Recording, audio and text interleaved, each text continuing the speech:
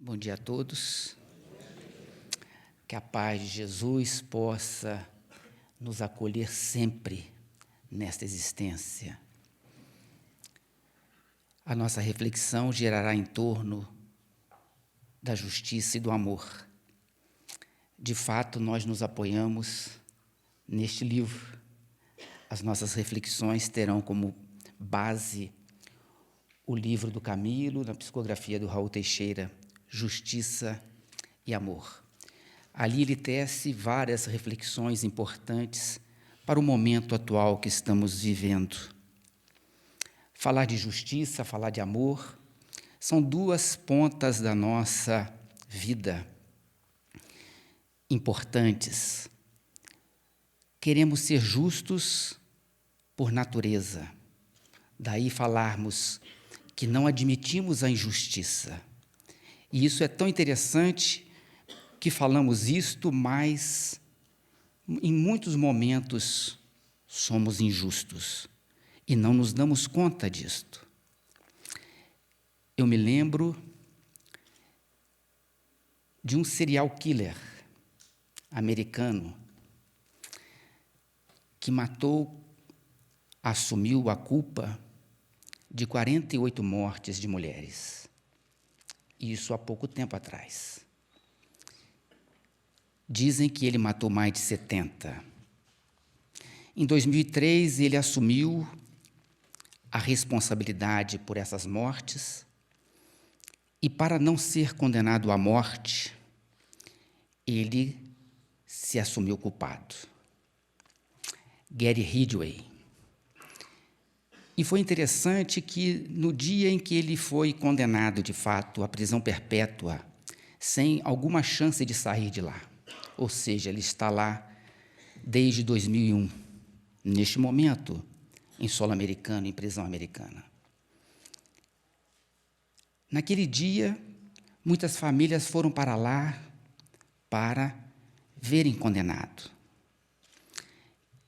E por uma justiça humana ainda, as pessoas iam para o microfone e falavam impropérios para ele, que ele deveria morrer, que ele deveria ir para o inferno.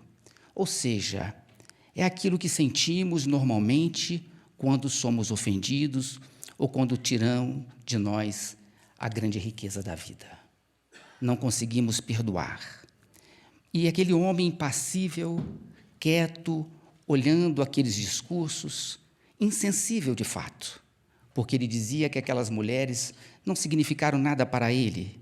Ele as matou e não sabia por que, de fato. Não sabia identificá-las, não sabia nada.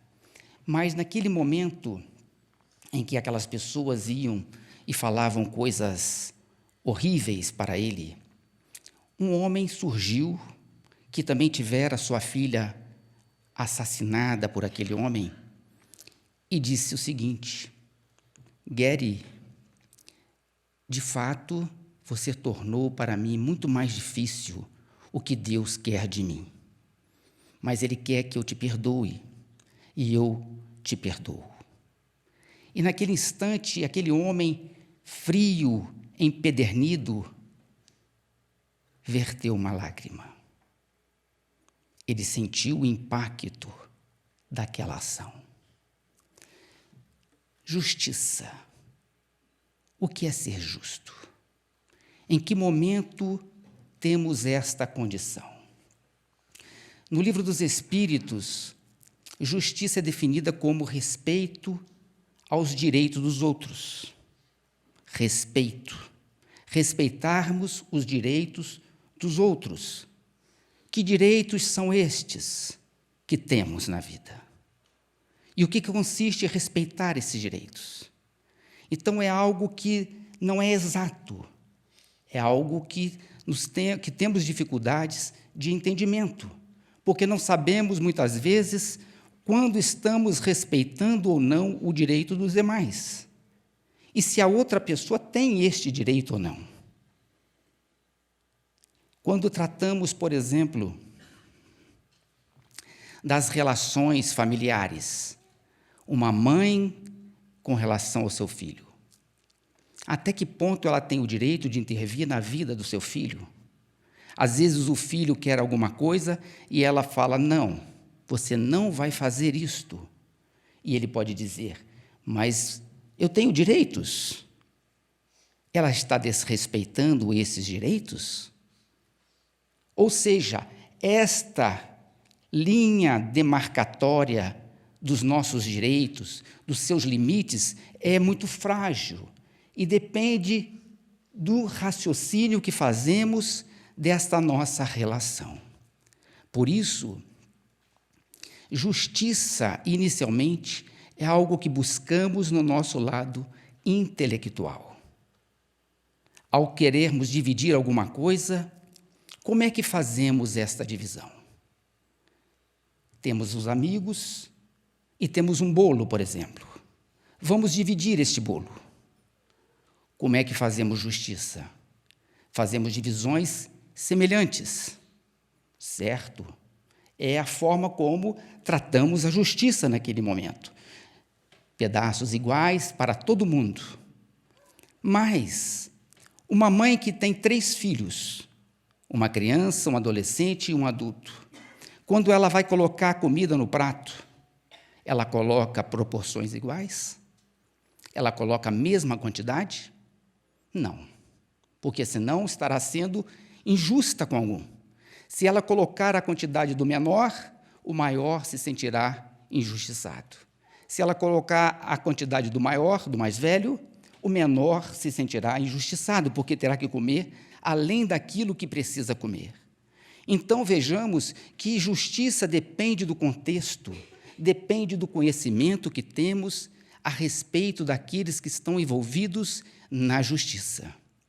Mas, a partir do momento que tomamos uma decisão qualquer, o impacto é moral. Porque as pessoas que estão envolvidas naquele processo se sentirão ou não injustiçadas. É um tema muito complexo para nós, porque temos dificuldades de analisarmos as situações das pessoas. Não conhecemos e muitas vezes não sabemos o quanto estamos sendo justos. Achamos que estamos atendendo a pessoa, mas a pessoa não se sente atendida, porque não conhecemos as suas necessidades. Então, justiça tem a ver com o conhecimento das coisas, e a decisão que tomamos a partir deste conhecimento terá um impacto positivo ou negativo nele. Justiça. Queremos ser justos, mas a nossa sociedade é justa? O quanto contribuímos para as injustiças sociais? A fome, como nos relata o benfeitor Camilo, é uma injustiça? O desemprego? A falta de moradia? A falta de acesso à saúde? O analfabetismo? E nós convivemos com isso na nossa sociedade com tranquilidade. Ficamos indignados, mas não fazemos algo efetivo para dirimirmos estas injustiças. Daí, o escritor Mia Couto, moçambicano, nos dizer algo bastante interessante, quando ele elenca 7 sapatos que nós precisamos nos despojar para adentrarmos o mundo moderno.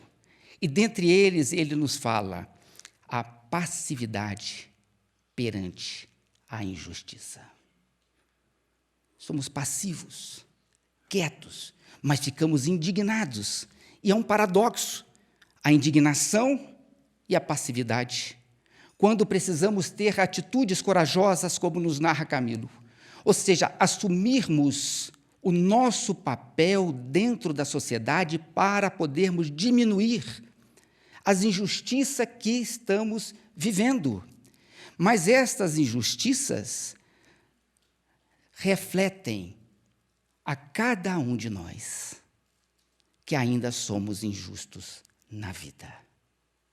Daí a importância de vasculharmos o quanto colaboramos, o quanto temos parte nessas injustiças que convivemos, que nos tornamos até insensíveis para que elas não apaguem essa pseudo-felicidade que muitas vezes estamos vivendo. Procuramos ser felizes numa vida na terra, passageira, e esses quadros de injustiças mexem com essa felicidade, porque ninguém poderá ser feliz vivendo numa situação caótica como estamos vivendo. Mas o que precisamos fazer para podermos ajudar, de alguma maneira, a melhorar este quadro e nos tornarmos mais condizentes com a realidade da nossa existência? No Evangelho, Jesus se reporta à questão da justiça. São inúmeros pontos. Nas próprias bem-aventuranças, quando ele nos fala que bem-aventurados os que têm fome e sede de justiça. Fome e sede de justiça. É algo natural. Nós temos fome, nós temos sede para a manutenção do nosso corpo físico. E precisamos ter fome e sede de justiça para a manutenção espiritual, para o nosso crescimento espiritual. Fome e sede. Mas o que consiste essa fome e essa sede? É a grande questão. Precisamos fazer justiça com as mãos? É isto? É apedrejarmos o injusto, o ímpio, quando o próprio Cristo nos fala que Deus não quer a morte do ímpio, mas da impiedade? Então, fome e sede de justiça é algo que precisamos ter, ou seja, buscá-la na vida o tempo todo, porque é um processo muito difícil, não é algo preciso, é algo que nós desenvolvemos na medida que vamos crescendo e vamos aprendendo as questões da vida e tomando decisões de acordo com a própria lei do Criador. Navegar é preciso, viver não é preciso, nos fala Pompeu, general romano na antiguidade. Não é preciso, mas esse preciso de quê? De precisão, de necessidade. A vida é precisa para Deus, mas para nós que ainda somos pigmeus espirituais, ela ainda é bastante imprecisa. Daí essas discussões que temos, em que muitas vezes não conseguimos nos entender. Mas a perseguição, através dessa natureza, desta fome, dessa sede, por aguçarmos a condição de tomarmos uma decisão mais justa, é importante para tornarmos a nossa justiça o mais precisa possível na vida. Na realidade, para o Criador, tudo é preciso, é exato. A sua justiça é perfeita, a nossa que não é ainda, porque ainda não nos saciamos de fato dessa justiça que precisamos ter. Não nos saciamos. Mas Jesus nos fala que bem-aventurados os perseguidos por causa da justiça. Olha só ele colocando, os perseguidos. É o preço. Sermos perseguidos por causa da justiça. E ele nos promete o reino dos céus. O reino dos céus é o máximo que nós poderemos obter na vida. O que mais? O reino dos céus. Mas para isto precisamos ser perseguidos.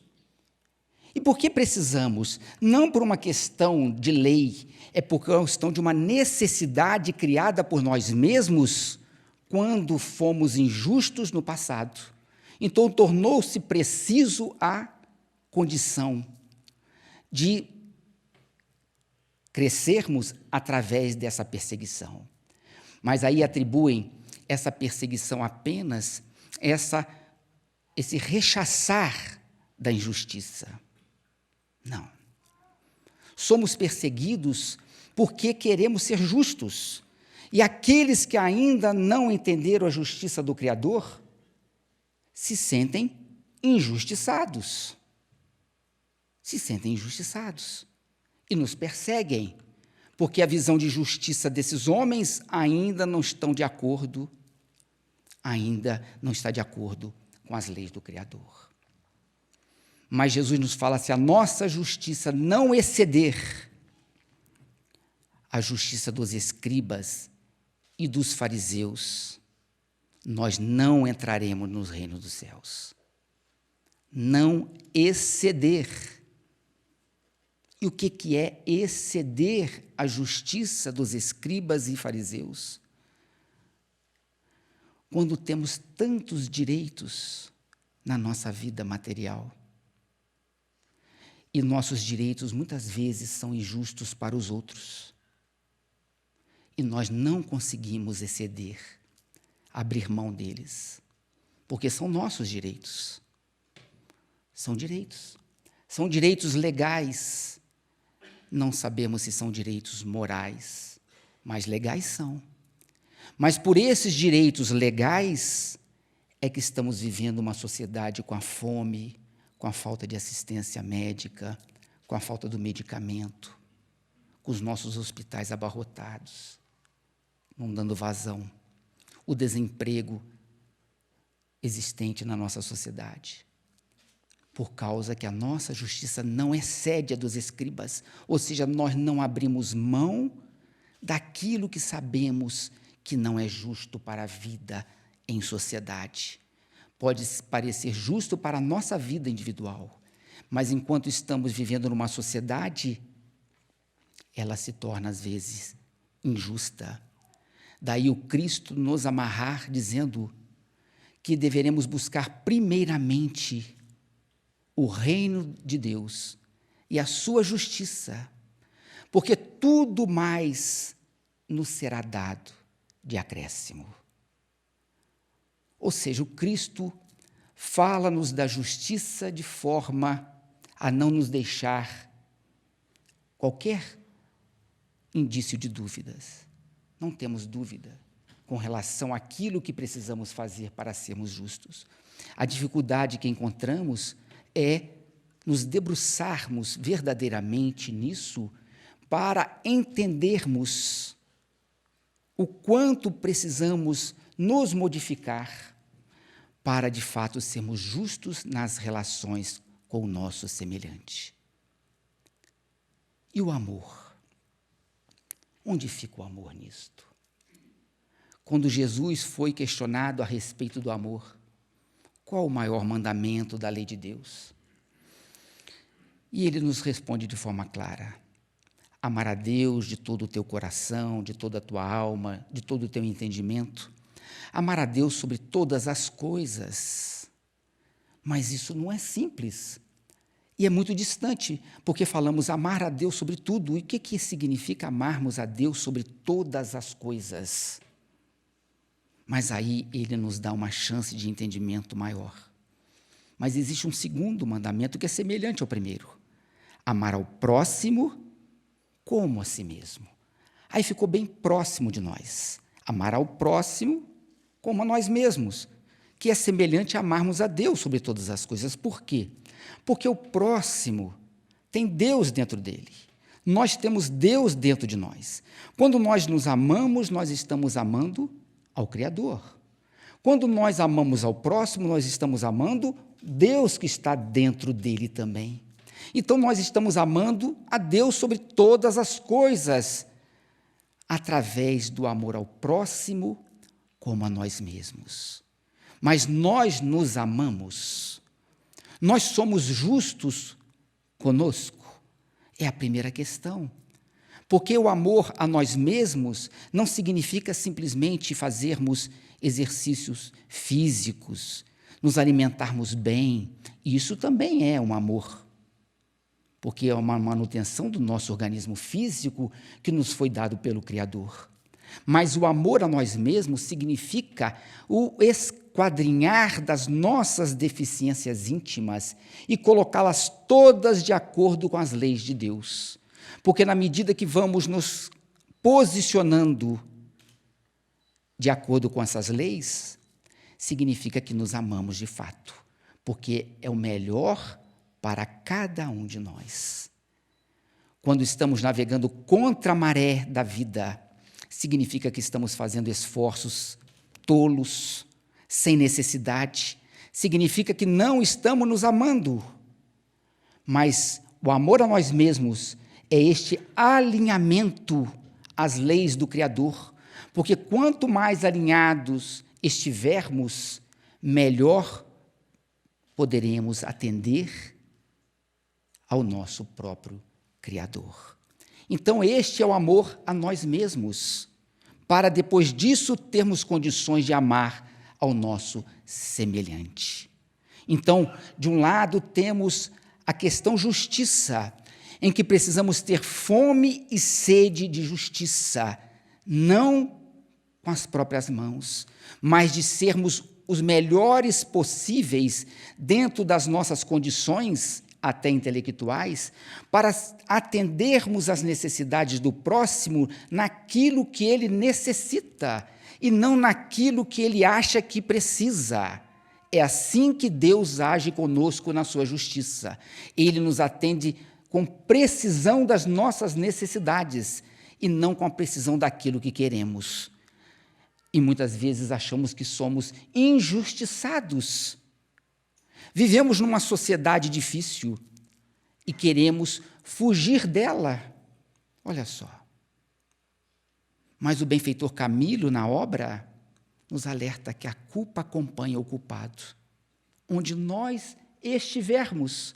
Não adianta ir morar em Portugal,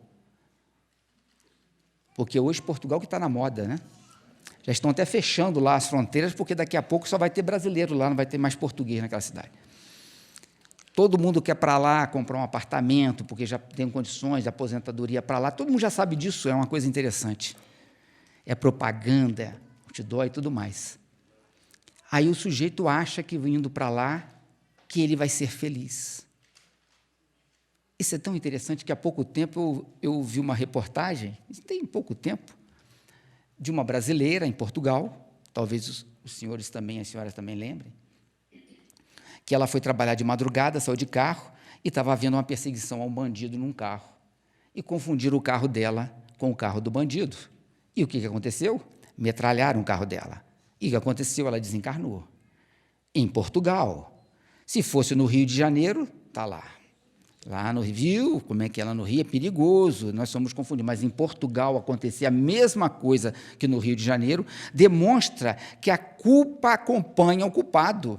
Aquela moça tem a necessidade de passar por aquela experiência brutal e passou em Portugal, como poderia ter passado no Rio de Janeiro, de fato.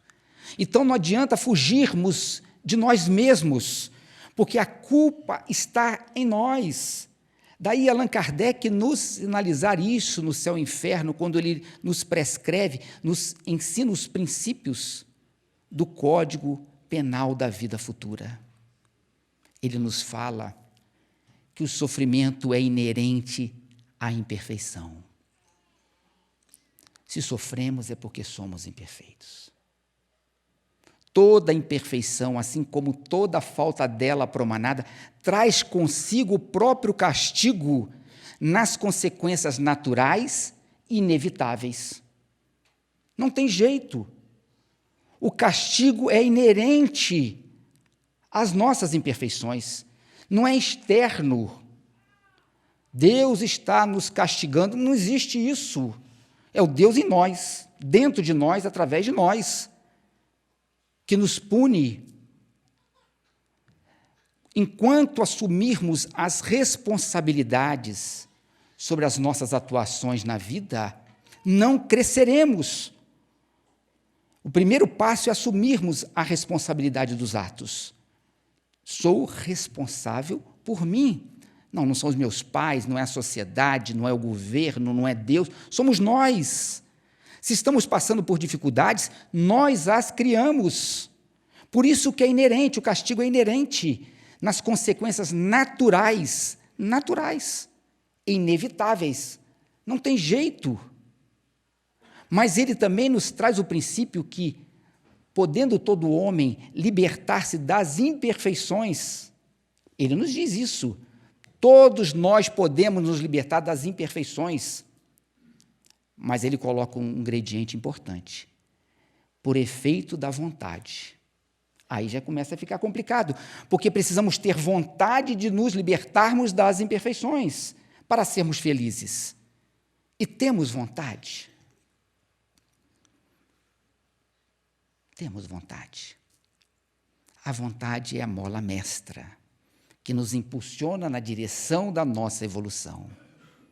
Não é querer, é ter vontade. Mas o amor e a justiça precisam de uma ligação. E essa ligação nós chamamos de caridade. Porque quando impulsionamos o amor na direção do outro, nós estamos sendo caridosos. E esta caridade, o amor se vinculando à justiça, como deverá ser feita? Fazemos a caridade de forma correta? Ou fazemos a caridade? O que é ser caridoso? Só somos caridosos quando estamos trabalhando, quando dizemos assim, na seara do bem? E quando estamos dentro de casa, não estamos na seara do bem? Por quê? Estamos na seara do quê? Do mal? Em qual seara que nós estamos dentro da família? Qual a seara que estamos dentro do nosso emprego? Em qual seara que estamos? A seara do bem é só na casa espírita? Não, a seara do bem é onde estiver o bem. E quando estivermos fazendo o bem ao próximo, nós estamos fazendo a caridade. Quando o próximo fizer o bem a nós, ele estará fazendo a caridade. Porque às vezes temos essa... Não, eu não quero caridade.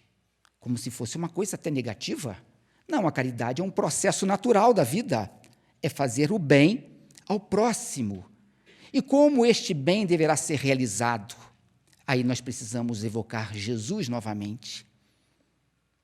Quando ele nos fala para tomarmos cuidado com as nossas práticas nas boas obras. Quando fizermos as boas obras, que as façamos secretamente, para que os homens não vejam essas boas obras. Porque senão já recebemos a recompensa que queremos. E o Pai não nos recompensará, nos fala o Cristo. Quando formos dar uma esmola, olha só, não vamos trombetear, alardear em praça pública, como fazem os hipócritas nas sinagogas. Não.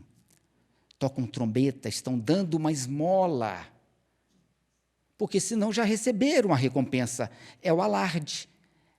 É o aparecer, é a vaidade que está sendo atendida, mas a alma não, mas a vaidade sim. Quando derdes uma esmola, nos fala Jesus, vamos dá-la em segredo, secretamente, para que ninguém veja aquilo. E o Pai que vê o que se passa ali, vai nos recompensar. E aí a gente pode retirar vários aspectos do ensinamento de Jesus. Por que ele nos alerta para nós não ostentarmos a esmola que estamos dando? Porque nós somos ainda orgulhosos, porque nós somos ainda vaidosos. Não fazemos o bem pelo bem, não somos justos pela justiça. Nós somos justos muitas vezes para extrairmos da justiça alguma coisa dela. Lembremos-nos dos nossos políticos. Alardeiam o que fazem, por quê? Porque eles querem votos. Isso não é fácil. Fazem com uma compensação do mundo. Vão receber os seus votos, Deus não lhes deve mais nada. Então, Cristo nos sinaliza isso no Evangelho, porque é muito grave. Queremos nos tornar melhores e fazemos o bem em função disto. Mas queremos ostentar isto Queremos aparecer, ganhar os louros disto. Quando Jesus nos fala para brilharmos a nossa luz, para que todos vejam as nossas boas obras. Olha só a colocação de Jesus. Para que vejam as nossas boas obras, mas para glorificarem o Pai Celestial. Ou seja, aquilo que estivermos fazendo no bem vai aparecer, é óbvio, mas a glorificação daquele bem deverá ser para o Criador, não para nós. Os louros são para Deus, não para nós. Quando Deus nos dá um talento e nós multiplicamos este talento, o resultado desta multiplicação é do Criador, não é nós. Nós recebemos aquilo que precisamos para continuarmos, mas o resultado de fato efetivo é do Criador. Então, ostentarmos o que fazemos significa que estamos perdendo a oportunidade de crescimento dentro de uma sociedade que queremos melhorar. Daí Jesus nos alertar, cuidado para isso. Olha esta prática. Queremos falar de nós, o quanto fizemos pelo bem. Quando a pessoa é ingrata conosco, então, puxa, eu fiz tanto bem a ela, eu ajudei tanto a pessoa, eu fiz o máximo, eu me sacrifiquei, está perdendo chance. Olha só. E existem aqueles também que não conseguem fazer um discurso sem dizer o quanto eles fazem de coisas boas, o quanto eles se sacrificam.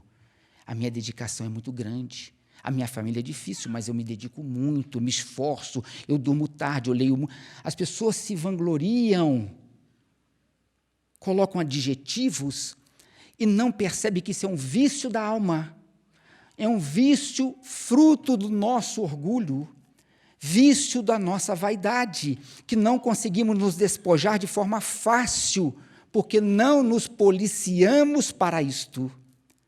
Daí Jesus nos alertar, essa esmola que estamos dando. E o que significa esmola? A gente fala, eu recebi uma esmola? Ninguém quer receber esmola, olha só. Daí a dificuldade de entendermos o Evangelho. Jesus fala de esmola. Não, eu não recebo esmola. Esmola é um pedinte ali na rua. Eu não. Mas todos nós recebemos sim.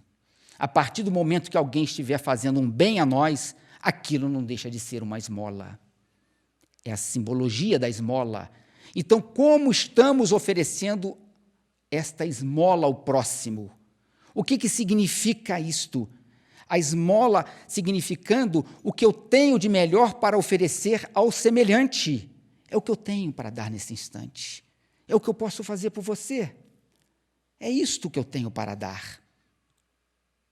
Então, esta esmola terá o peso daquilo que eu lhe dou. Se eu me sacrifico para ajudar ao próximo, a minha esmola tem um peso muito grande para o Criador. Mas se eu dou daquilo que eu faço assim, nós trabalhamos com pessoas e essas pessoas se tornam uma estatística. No ano doamos 1.000 cestas básicas. Distribuímos não sei quantos pães. A gente começa a fazer uma estatística do bem que fizemos, que é importante a gente apurar as coisas, é óbvio, ao cuidado que nós devemos ter. Tudo bem, meu amigo, você deu 5.000 sopas. Ótimo. Dá o nome das pessoas que você deu essas sopas. O nome a gente não sabe. Nós demos a um irmão. E todo mundo é irmão? Não foi catalogado? Não tem família, não tem nome, não tem endereço? Imaginemos se nós fôssemos ao médico e o médico chegasse para nós e não perguntasse o nosso nome. Então, você é o paciente 100. Ótimo. Aí a gente sentasse ali. O seu diagnóstico está aqui. Você vai tomar o remédio tal. Não me interessa você. Você é um número. Você é um código. Frio. Será que não tratamos as pessoas dessa maneira? em nome de não registrarmos, para não ostentarmos, aí a gente torna a pessoa insignificante. Não, eu dou com aquele desdém a minha parte. Como estamos dando a nossa esmola? Não é que precisemos parar e ficar conversando eternamente com a pessoa, mas a pessoa precisa existir para a nossa esmola. Porque quando ela existe, a nossa esmola se adequa à necessidade da pessoa. Quantas vezes passamos pelas ruas e alguém nos pede alguma coisa e a gente se torna indiferente? Mas em alguns momentos nós não somos indiferentes, que depende de algum tipo de registro nosso naquele instante. Senão nós compraríamos doce em todos os sinais lá no Rio de Janeiro, porque você para no sinal, as pessoas colocam uma coisa no seu carro. Você para no seguinte, colocam uma coisa. Em qual deles você vai comprar aquilo? Então, nós precisamos aguçar uma percepção, uma sensibilidade, para detectarmos as necessidades das pessoas. Não é que a pessoa precisa expressar as suas necessidades, mas se tivermos aguçado as percepções da alma, quando interagimos com o próximo, naturalmente, fome e sede de justiça, naturalmente percebemos as necessidades do semelhante e as atendemos da melhor maneira possível. Vejamos Jesus, infinitamente justo. Tudo que lhe perguntavam, ele respondia com precisão. Ele conhecia cada um daqueles que se aproximava dele.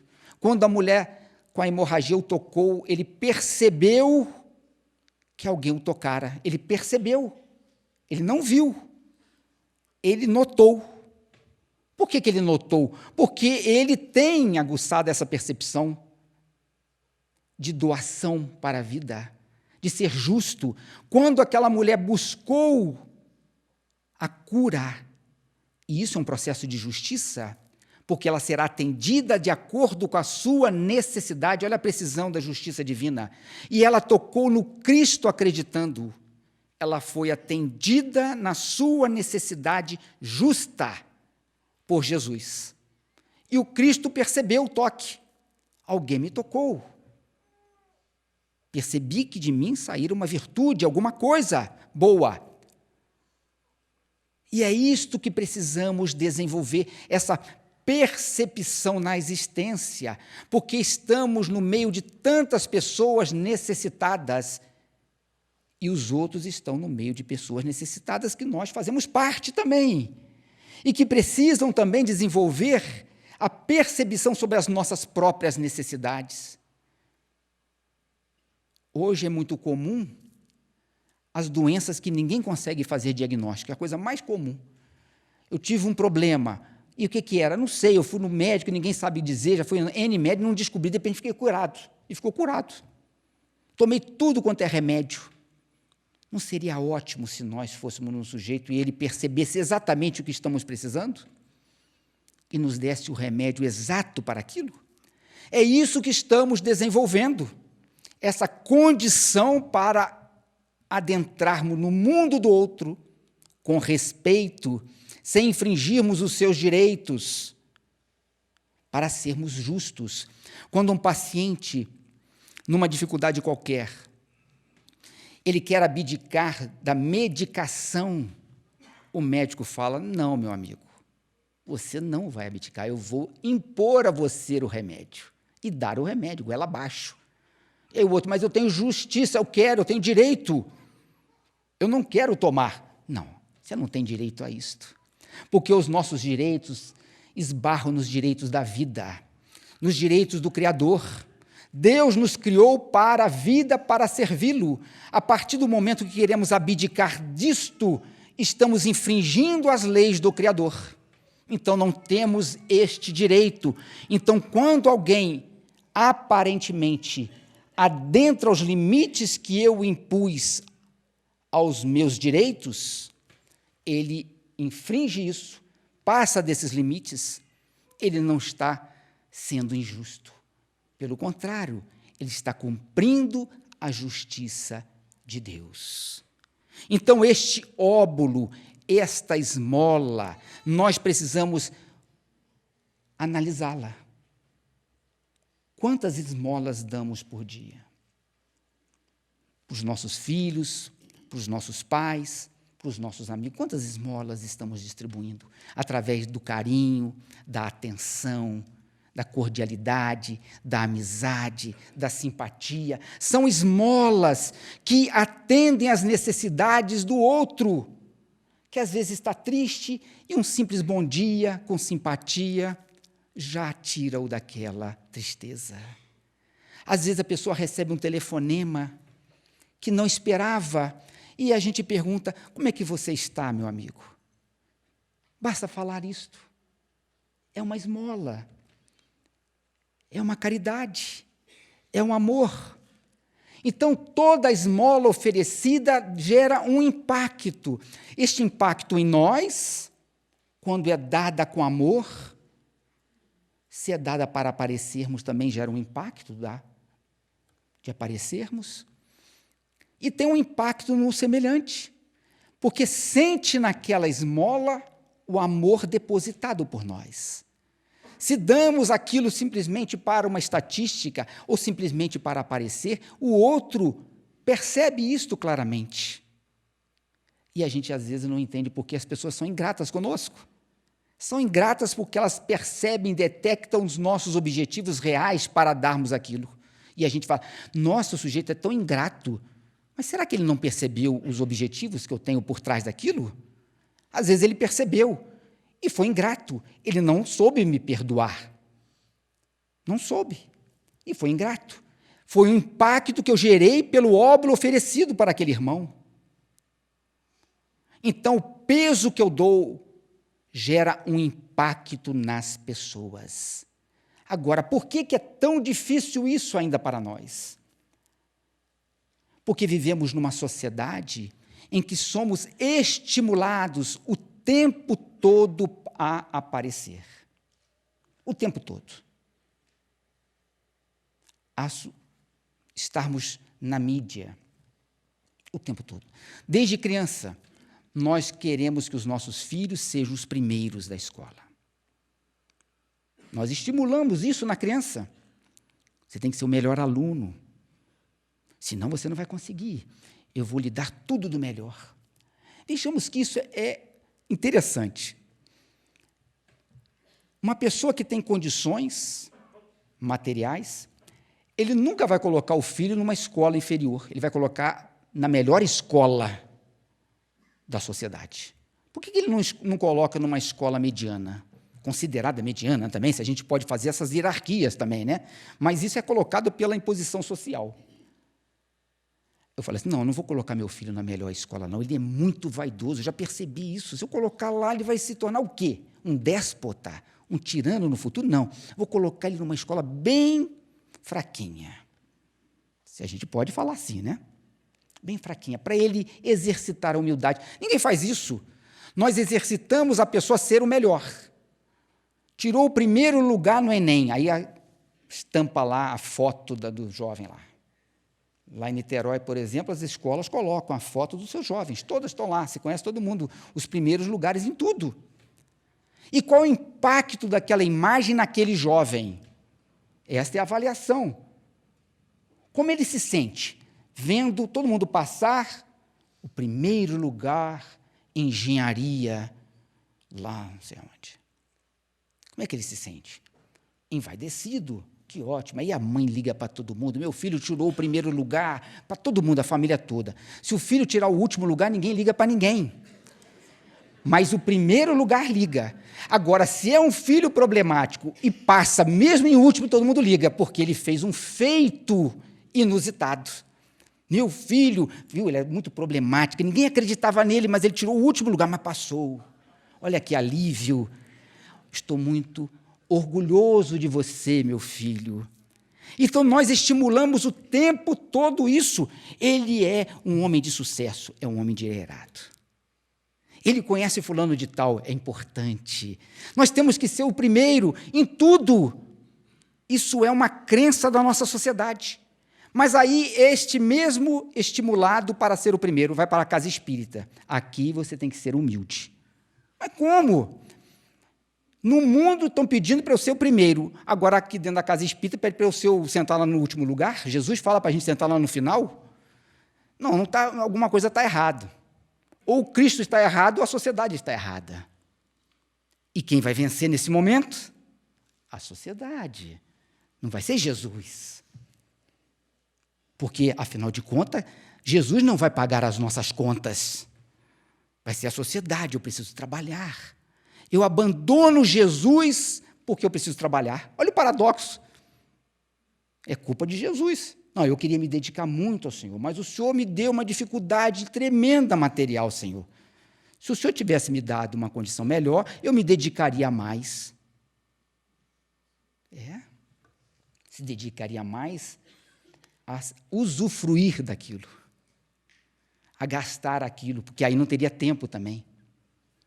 Então, a sociedade nos estimula a sermos os melhores, a aparecermos, a sermos vaidosos, orgulhosos. E o Evangelho diz o contrário, completamente ao contrário. Então, quando fazemos o bem sentindo o quê? A humildade ou o orgulho deste bem que estamos fazendo. Nós não podemos ser duas pessoas ao mesmo tempo, não conseguimos ser. Não conseguimos ser. Então precisamos lutar atitudes corajosas, lutar contra uma sociedade que quer nos impor uma condição contrária às leis do Criador. Não. Eu sou muito vaidoso para isso. Ninguém posta no Facebook uma desgraça. Agora estamos até colocando para tentar denegrir o outro, né? Mas nossa, ninguém coloca. A nossa, aliás, eu sou assim, sou vaidoso, ninguém coloca isso. Nós colocamos um mundo maravilhoso. As pessoas que nos olham ali acham que nós somos felizes ao máximo. Nós somos felizes ao máximo? Nós correspondemos a essas postagens? Quantas curtidas nós esperamos através delas?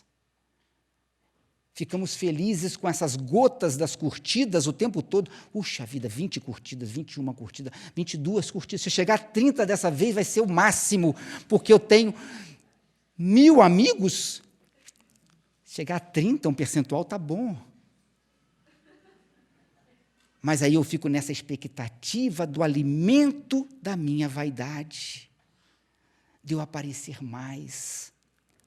A nossa geração que está surgindo, em que os ganhos materiais acontecem de uma forma tão rápida e que muitos deles não têm estrutura emocional, intelectual, para suportarem o sucesso e se perdem completamente, porque não tem o apoio da família. A família que não incentiva a ser humilde. Pelo contrário, quando o jovem tem sucesso, a família, então, agora é o resultado daquilo que eu incentivei o tempo todo. Olha, meu filho agora está belo, está na mídia, no topo, alimentando o sonho das outras famílias, o tempo todo. O tempo todo. Basta a gente adentrar vários ambientes da existência. Há pouco tempo eu convivi com jovens que jogam futebol profissional, tentam jogar futebol profissional. É o sonho da família daqueles jovens. Garotos de 14 anos. O sonho deles é serem um Ronaldinho gaúcho, ser o fenômeno, ser sei lá quem. É o sonho Messi, o sonho deles. E são alimentados, a família dá todo o apoio, sofrem para tentar, o pai leva para jogar, treina. E quando um desses jovens é cortado, que não é aceito, desmorona o mundo deles. E da família também, né? Porque apostavam tudo naquele jovem. Desmorona. Porque o que eles estão visando com aquilo? Visando coisas materiais. Visando as coisas do mundo que nós estamos vivendo. Então, viver Jesus não é tão simples quando olhamos para as nossas crenças do mundo. Esta caridade, como ela está sendo feita? Qual o comportamento ideal? Como desenvolver este comportamento? E tudo inicia-se pela vontade de termos este comportamento. Vontade. Muita vontade. E como despertar a vontade? Esta é a questão. Mas eu não tenho vontade. Eu não tenho vontade de trabalhar. Eu não tenho vontade de fazer nada. Cansa. Só em pensar em trabalhar eu fico cansado. Então a gente começa, eu tenho que despertar a vontade. E a gente desperta a vontade na medida que tomamos consciência da vida. Porque passamos a gostar da vida. Nós não fazemos nada que não gostamos, gente. Quando fazemos, ficamos infelizes.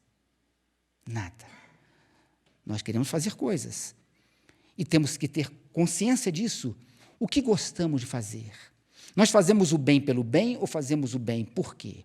É uma disciplina, inicialmente. Então, precisamos despertar esta vontade em nós. Eu ainda não tenho vontade de me transformar, mas por que eu não tenho? O que teria bom? Aí eu começo a olhar os outros, analisar, avaliar as perdas da minha falta de vontade. O que eu ganharia se tivesse vontade? É um balanço interno. E perceberemos que esta vontade é importante para sermos felizes. Você não tem vontade de ser feliz? Tem. Então, vamos trabalhar isso. Vamos aguçar isto. Vamos estudar, vamos analisar. Vamos refletir. Nós não refletimos muito. Nós pegamos as informações e diluímos sem que ela passe pelo crivo da razão, sem que ela seja analisada, sem que ela se transforme num conhecimento. E aí, com esta vontade, nós partimos para aquela questão que Jesus nos levanta: amar ao próximo como a nós mesmos. Como é se amar? Por que nós precisamos nos amar para amar o próximo? Porque se nós não nos amarmos, nós não conseguimos avaliar o sofrimento do outro. O sujeito está sofrendo, eu não consigo avaliar, porque eu não sinto em mim. Quando passamos pelas dificuldades, nós valorizamos os outros. É assim que acontece na vida. Agora eu te entendo, meu amigo, porque eu senti na pele, a gente costuma dizer assim. Eu senti na pele.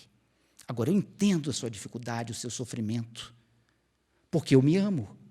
Então, este amor a nós mesmos faz desenvolver esta condição de percepção das dificuldades do outro.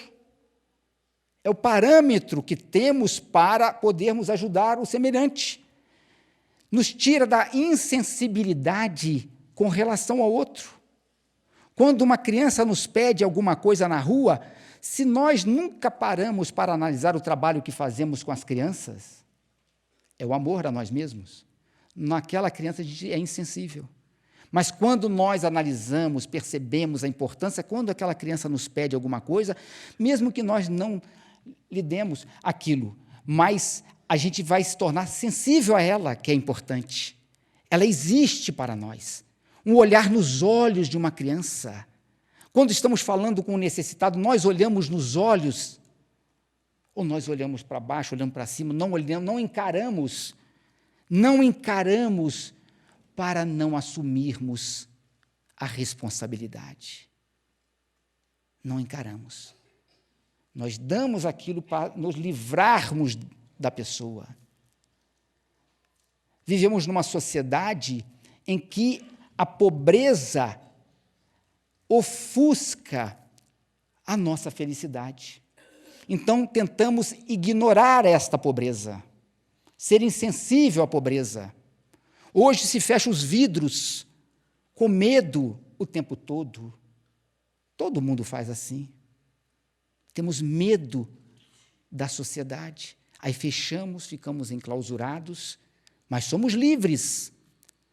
Somos tão livres que não podemos usufruir do que temos. Mas nós temos. Se não podemos usufruir, por que não doamos? Não, mas eu não dou. Mas não conseguimos usufruir. Porque criamos uma sociedade onde somos escravos. somos prisioneiros. Então, quando nos amamos, percebemos o sofrimento daqueles que estão do outro lado dessa linha dos nossos direitos. Não, eu tenho direito a ter as coisas, eu tenho direito de viver, mas o outro não tem? Então, quando temos amor a nós mesmos, percebemos que o outro também tem os seus direitos e eu estou infringindo com os meus direitos o direito do outro. E, desta maneira, criamos algo dentro de nós, uma virtude imprescindível para essa atuação na caridade que se chama piedade. Piedade. O Espírito Miguel, no Evangelho segundo o Espiritismo, quando nos fala da piedade, ele nos fala coisas interessantíssimas. A piedade é a virtude que mais nos aproxima dos anjos. Olha só a colocação. A piedade é a virtude que mais nos aproxima dos anjos. Vejam, anjos são seres puros. Anjos fazem o bem pelo bem, sem interesse algum. Então, a piedade é esta virtude que nos coloca numa posição mais próxima aos anjos, a esta pureza. Mas para sentirmos piedade do outro, que é compaixão, que é uma compaixão, que é misericórdia, precisamos nos amar para avaliarmos o sofrimento do outro e termos piedade, não é pena. O que fazemos é por pena. Eu vou ajudar o sujeito, estou com uma pena dele. Quem gosta que as pessoas sintam pena de si? Estou com pena de você. Pena não, a gente já fica logo revoltado. Pena, não senta pena de mim. Mas a gente sente pena do outro. Não é piedade. E esta piedade nos aproxima do próximo.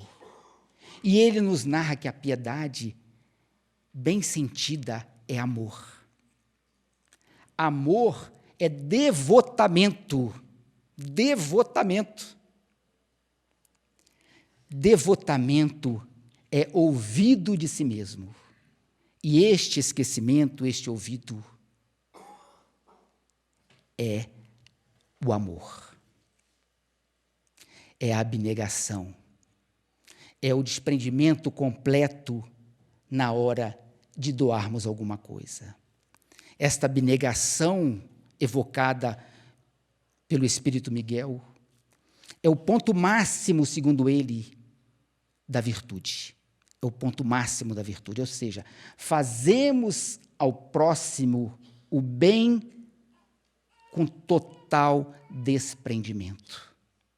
E quando fazemos isso, é porque estamos ajustados de tal maneira às leis do Criador, que o nosso amor atende de forma justa à necessidade do nosso semelhante.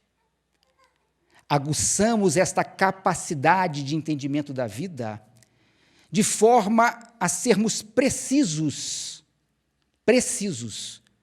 na necessidade do outro, mesmo que ele não saiba, mas nós fazemos aquilo com uma precisão tal que se ele, a partir dali, se sentir injustiçado e passar a nos perseguir, mesmo assim, nós receberemos o reino dos céus. Quando aquele serial killer verteu uma lágrima, sentiu-se sensibilizado pelo perdão de um homem sofrido, que tivera sua filha assassinada por aquele homem frio, insensível. Na nossa sociedade, o que nós normalmente fazemos é apedrejar o sujeito, é linchá-lo.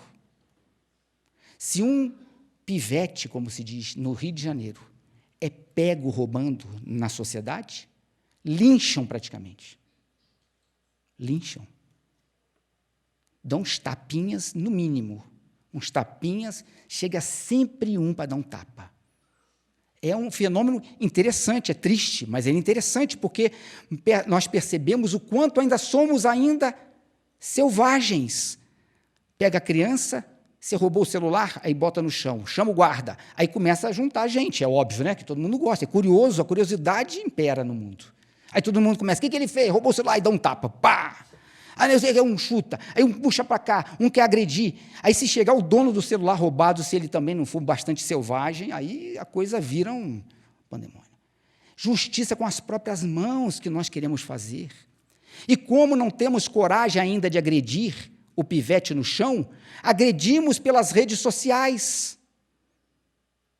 Nas redes sociais, hoje em dia, metralhamos pelo teclado. São balas que a gente joga nas redes sociais. Ah, mas a gente não ouve, a gente não lê, não quer saber o que o outro pensa, a gente metralha o outro. É como se fosse uma guerra que estamos vivendo na nossa sociedade, em todos os níveis, em que jorramos nestas redes o que sentimos. E, neste momento, olha a educação que poderíamos ter conosco. Não, eu estou com tanta raiva, mas eu vou me conter. Eu ia escrever algo, até pode escrever, de repente não joga, não lança aquilo. E o tempo vai arrefecendo esse desejo. Certa vez, eu ouvi uma pessoa falando algo bastante interessante nesse sentido. Ele recebeu um e-mail, e como toda escrita é confusa, né? A gente vai escrever uns escrevem demais, outros escrevem de menos, e a gente às vezes não se entende de jeito nenhum. E não conseguimos ler nada, né? É interessante que as pessoas não leem. E quando leem também, hoje a gente tem que colocar os símbolos, né, do riso, da choro, para a gente caracterizar a emoção naquela escrita, porque senão a escrita por si só já gera uma confusão. Então você coloca um kkk, um não sei o quê, um riso, para que a pessoa perceber que você está brincando, porque senão vai ser a morte. E ele então recebeu um e-mail que não foi nada agradável para ele. Aí imediatamente ele escreveu um testamento de resposta. Pá, escreveu aquele testamento, agora ele vai ver. Só que ele não mandou. Não vou mandar, não. Olha a inteligência emocional. Não mandou. Aí, ao longo do dia, ele foi lendo aquele e-mail. E foi diminuindo o e-mail. Foi diminuindo, chegou à conclusão no final, não vou mandar nada. E não mandou nada. E não mandou aquele negócio. E, no final das contas, o que ele tinha entendido que o sujeito escreveu estava equivocado. Olha só, ele ia mandar um negócio que não tinha nada a ver com nada, porque o sujeito não tinha a intenção que ele estava achando. Então, assim acontece nas nossas relações. As pessoas falam alguma coisa, nós já ficamos logo inchados. Eriçam os pelos. Nossa Senhora, ele vai ouvir também. A gente já fala logo assim, aí pega o telefone, não sei o quê. Não, vamos tranquilizar. Por que ele está fazendo isso? O que o levou? Será que eu estou entendendo isso? É a primeira pergunta que eu devo fazer. Será que eu estou entendendo? Aí eu ligo. Por que nós não pegamos o telefone e ligamos? Fulano, estou lendo aqui a sua mensagem. O que você quer dizer com ela? Me explica. Aí ele fala exatamente aquilo que eu entendi. Aí você pergunta, por quê? Tem uma chance de falar o porquê, né? E ele pode explicar. E se ele estiver equivocado, você pode esclarecer. E se ele estiver correto, você pode corrigir. Mas o entendimento é fruto de uma ligação, de uma conversa, de um entendimento em que nós precisamos ter constantemente. Então, quando aquele homem recebia aquelas mensagens dos parentes, que são, entre aspas, justificáveis. E agora eu também me lembro de um outro fato curioso. Certa vez, uma mãe, em que tivera o filho também numa situação dessa, em que o filho foi morto, ela foi defender o sujeito, quase foi linchada, a pessoa que estava defendendo o assassino. Então, você não pode nem defender a pessoa, porque as pessoas ficam indignadas. Como é que você faz? Você vai defender o sujeito que fez isso? Por isso que temos que ter coragem, atitude corajosa. Porque até defender alguém que cometeu um equívoco, um mal, mas dar-lhe a chance, nessa nossa sociedade, nós somos colocados à parte, somos párias. Então, quando aquele homem perdoa na frente de todo mundo, o impacto do amor é muito grande. A justiça dos homens estava sendo feita. O sujeito pegou prisão perpétua. A justiça daquelas pessoas que perderam os parentes ainda não estava sendo feita. Olha só, interessante. E não seria feita nunca, porque não conseguimos exterminar o outro. Eu não sei o que a gente gostaria que acontecesse. Vai para o inferno. Mas o que é ir para o inferno também? Se ele for para o inferno, a gente não vai vê-lo no inferno, então não adianta nada, eu não vou ficar feliz. E o que é ir para o inferno? Eu botá-lo no fogo e ficar olhando? O que é isso? O inferno não é um local, então nós nunca ficaremos felizes com a vingança. Mas nós nos tornaremos felizes se soubermos perdoar. Porque quando perdoamos, percebemos que aquele irmão é um irmão doente e que necessita do nosso amor para um dia ser também um das lides do Criador. Naquele momento, está equivocado. Agora, quem de nós não está equivocado em algum ponto da vida? Podemos não matar centenas de pessoas, mas será que não metralhamos pessoas nas suas emoções, nas suas expectativas, nos seus desejos? Será que não impedimos nossos filhos de terem os seus sonhos de melhoria íntima, impondo a eles um sucesso da matéria? Será que não somos assassinos dos sonhos dos outros, achando que estamos lhe fazendo o melhor possível? Quando concluirmos que também ainda somos criaturas necessitadas do amor do outro, porque a nossa justiça ainda é muito falha, a nossa justiça pessoal ainda é muito falha, não conseguiremos viver conforme Jesus.